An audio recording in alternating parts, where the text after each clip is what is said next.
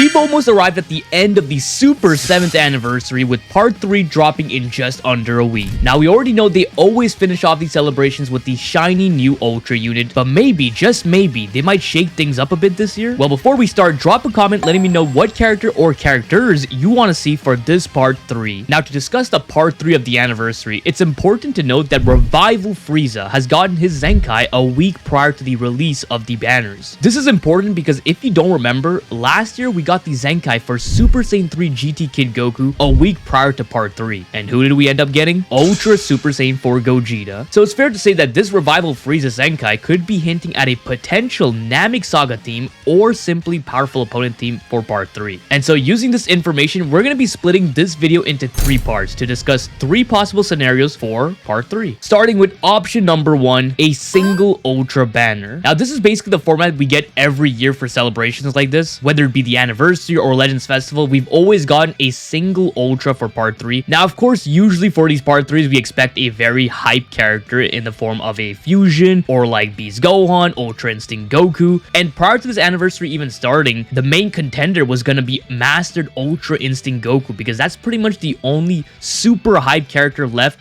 to not get an Ultra. But we already got him for part 1 as a transforming unit, so there's no way they're dropping another MUI Goku as the Ultra, right?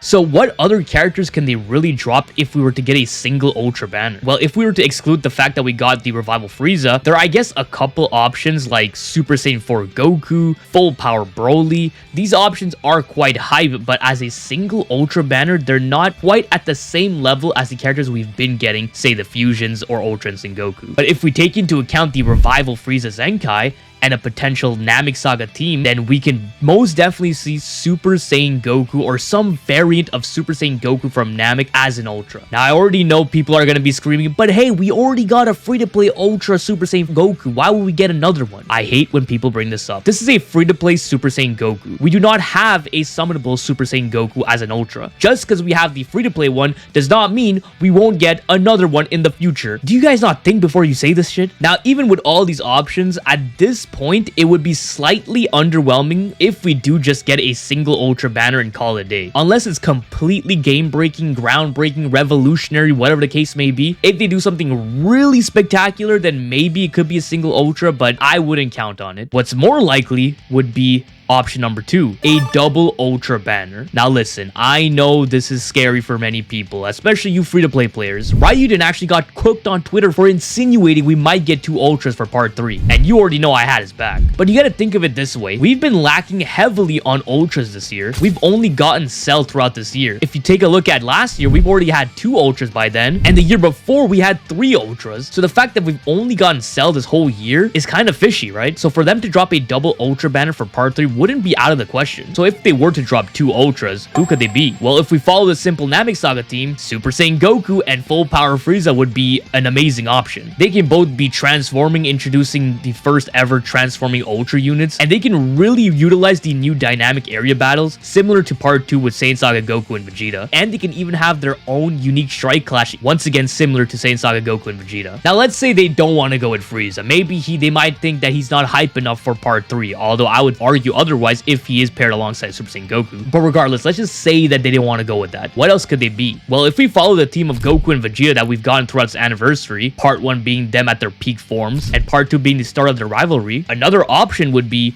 double Super Saiyan Goku and Vegeta, both when they first transformed into Super Saiyan. This would be actually really cool, especially since we haven't gotten a Vegeta from when he first transformed Super Saiyan since the launch of the game. This guy is the only one we have. So some sort of like Big Bang Attack Vegeta transforming Super Saiyan would be amazing, although I know some people would rather see that as an LF animation, which would be great as well. But if they want to keep that for a separate LF and they want to just show us the Super Saiyan transformation with Vegeta and Goku, that could be crazy as well. Now, prior to Revival Frieza Zenkai, I originally thought we were still going to be getting double Ultras, but 2 different characters. For one, I thought it was going to be Super Saiyan 4 Goku and Super Saiyan 4 Vegeta, following the team of Goku and Vegeta's rivalry. Or if they want to go even further, Super Saiyan 4 Goku versus Full Power Broly, 2 extremely hype characters characters both dropping as part 3 anniversary characters, that would be an amazing way to finish off this anniversary. But since we did get the Revival Frieza, I think it's leaning more towards a iconic clash between Super Saiyan Goku and Full Power Frieza. That's what I think is the most likely outcome for part 3 of the anniversary, but there is still one more option, and that's going to be the third option, and yes, it's going to be an Ultra Legends Limited unit. Now, I've already stated this many times, but the Legends Limited designation is not in itself a rarity like EX, Hero, Sparking, and Ultra, right? The Legends Limited characters we have currently in the game are still Sparking units, so who's to say they can't just take that designation and launch it on a Ultra unit, right? Which would then create Ultra Legends Limited units, unless they completely revamp the designation and call it something else like Ultra Legends Limited or Ultra Limited or whatever the case may be. Regardless, this could be the next step in progression in terms of rarity for these Ultra characters, and I know Ultra units are already hard enough to pull, and Ultra LF units would be even harder, so if they were to do an Ultra LF unit or even a double Ultra banner, they need to revamp this Ultra banner because it is absolutely dog shit. At the very least, they need to add some sort of pity, because you can theoretically go 5 million CC into these banners and not pull a single Ultra.